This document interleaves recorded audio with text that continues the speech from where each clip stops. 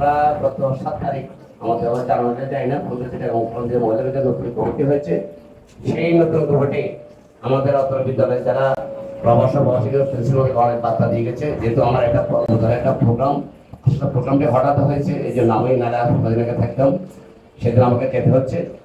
ওনারা সেখানে গুরুত্বপূর্ণ বক্তব্য রাখবেন। আর বিশেষ করে আমি বলবো, যারা ভর্তি হয়েছেন আপনাদের অনুরোধ থাকবে, এই বাংলাদেশে কোনো নারীরা কোনো অংশ এখন পিছিয়ে নেই। আজকে নারীরা সর্বক্ষেত্রে এগিয়ে আছে। তুমি দেখো তোমাদের আজকে এই কলেজের আমি দেখছি পুরুষ এবং শিক্ষিকা মধ্যে সমান সমান। বিশেষ করে আমাদের এই গত কয়েক বছর ফুলগাজী বোধহয় এসএলএন ডিসি সবাই কিন্তু নারী। এই জন্য মেয়েরা কোনো অংশ কিন্তু পিছিয়ে নেই। আমার অনুরোধ থাকবে, যেহেতু যারা ভর্তি আমরা জানি যে আমরা কিছু ইতিমধ্যে আমরা একটা রেজুলেশন করেছি, যারা আজকে নতুন ভর্তি হয়েছে তারা যদি ফার্স্ট ইয়ার থেকে সেকেন্ড ইয়ার যদি পাস না করে তাকে কোনো অ্যালাউ করা হবে না। এই মেসেজটা আমাদের প্রিন্সিপাল এবং যারা তোমাদের ক্লাস নেবে প্রত্যেকটা শিক্ষক তোমাদেরকে এটা শিক্ষক করবে। কারণ আমরা চাই এই বিদ্যালয়টি যেন সুন্দরভাবে নামকরণ থাকে বিভিন্ন অঞ্চলে।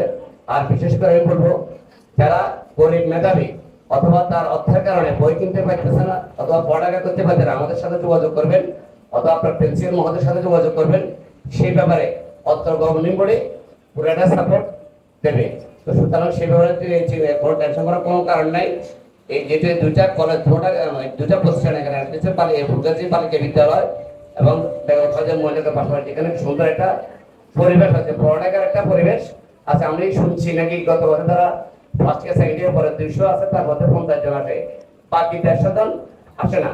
আমরা বলেছি নিয়মিত তাদেরকে রোল রাখার জন্য, যেগুলো আমরা একসময় কলেজে যখন পড়ছি নিয়মিত আমাদের নাম ডাকতো, তাদের দেখে যারা মাসের 10 দিন অ্যাবসেন্ট থাকবে তাদেরকে টিসি দিয়ে বাইর করে দেওয়া হবে। কারণ শুধু কাগজে কলমে আমার নাম থাকতে হবে না, বিদ্যালয়ে আসতে হবে এবং পড়ালেখার সাথে সংযুক্ত থাকতে হবে। তোমাদের আমার মেয়ের মতো আমি অনুরোধ করবো, সবাই ভালোভাবে পড়ালেখা করবে। আমরা ইতিমধ্যে সিদ্ধান্ত নিয়েছি যে আমাদের আইসিডি এখানে কিছু সমস্যা, এখানে আমরা অলরেডি আমাদের গভর্নিং বডি সিদ্ধান্ত নিয়েছেন, প্রয়োজন যদি শিক্ষক যদি বাড়তি ক্লাস দেয় আমরা তাদেরকে বাড়তি টাকা দেবো। যদি এখান থেকে না নিতে পারে বাইরে থেকে হলো আইসিডি এবং ইংলিশে 2 জন শিক্ষক এনে ক্লাস নেওয়ার জন্য যেন তোমাদেরকে একটি বাড়তি ক্লাস নিতে হবে। যারা একেবারে দুর্বল এদেরকে আমরা অল টাইম প্যাট্রোনাইজ করবো।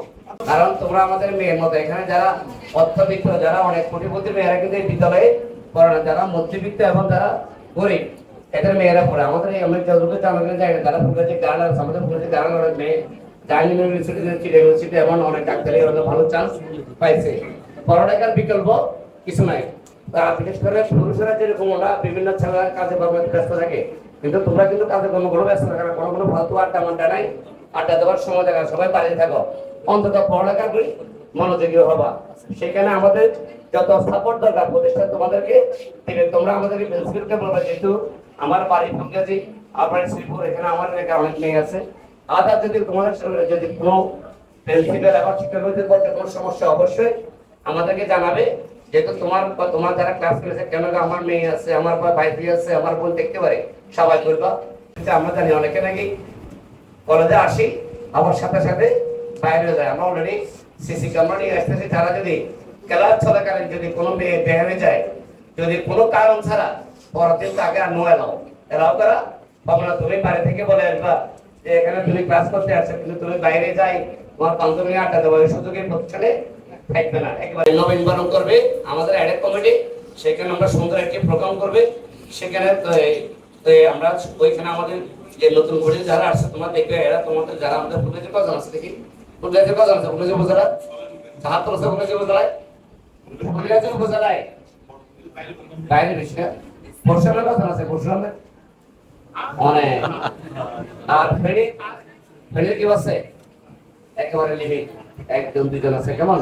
তো যারা পরশুরামের আছো অসুবিধা নাই, সবাই আমার মেয়ের মতো। কেমন?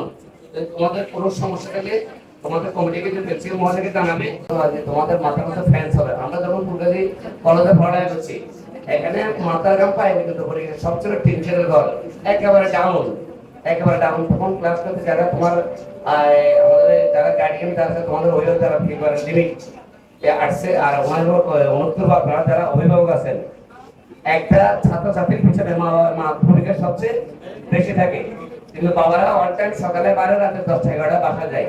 তারা আমার ছাত্রীদের অভিভাবক অনুরোধ করবো যে আপনার মেয়েটা ঠিক মতো পড়ালেখা করতে কিনা, স্কুলে আসার নাম করে কোথাও যাইতেছি না, অন্তত মাসে একবার আপনি আপনার মেয়ের হাজিরা খাতা চেক করে যাবেন যে আপনার মেয়ে কদিন আসছে, কদিন সে ক্লাস করছে, কারণ এটা আমরা জানার দরকার। আমার ইচ্ছা করলে একটা মেয়ে অনেক দূরে এগিয়ে নিতে পারে মা, কারণ মায়েরা সবসময় মেয়ের পাশে থাকে, ছেলে মেয়ের পাশে থাকে। আমরা সকালে বাইরে যাই, অনেকে তো দুটো বাসায় যাই, এই জন্য আমরা আমার ছেলে কি করে মেয়েকে সেটা আমি জানি না, সেজন্য মারা যারা সবচেয়ে বেশি জানেন।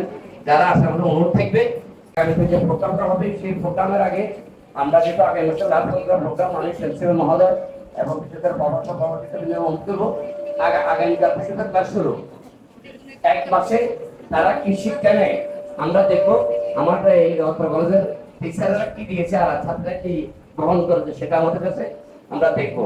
আর বিশেষ করে যারা ফার্স্ট ইয়ার থেকে সেকেন্ড ইয়ার উঠবে, যারা প্রথম হবে, সেকেন্ড হবে, থার্ড হবে, তাদের জন্য আমাদের বিশেষ আমাদের কমিটি থেকে ভালো একটা গিফট থাকবে, যেটা জীবনে তুমি কল্পনা করতে পারবে না। শুধু ফার্স্ট ছাড়া হবে না, কারণ 3300 কিন্তু ফার্স্ট, আবার 100 হলেও ফার্স্ট। আমরা দেখবো যে কত মার্ক 100 কত মার্ক পাইছে সেটা আমরা দেখবো। আর সেখানে আমরা একটা যারা যদি গরিব মেধাবী থাকে, সে যদি বেতন দিতে কোনো সমস্যা মনে করে, বই কিনতে পারতেছে না প্রশ্ন, সেখানে প্রিন্সিপাল মহোদয়ের সাথে কথা বলবে, তোমার নাম ঠিকানা দিয়ে যাবে, তোমার গার্ডিয়ানের সাথে কথা বলে আমরা যতটুকু পারি সেখানে তোমাদের আমরা প্রতিষ্ঠান এবং ম্যানেজিং কমিটি তোমাদেরকে সহায়তা করবে। আমার ব্যক্তিগত পক্ষ থেকে এবং অত্র বেগম ফাজিয়া মহিলাদের পক্ষ থেকে ধন্যবাদ জানিয়ে আমার বক্তব্য ধন্যবাদ স্যারকে।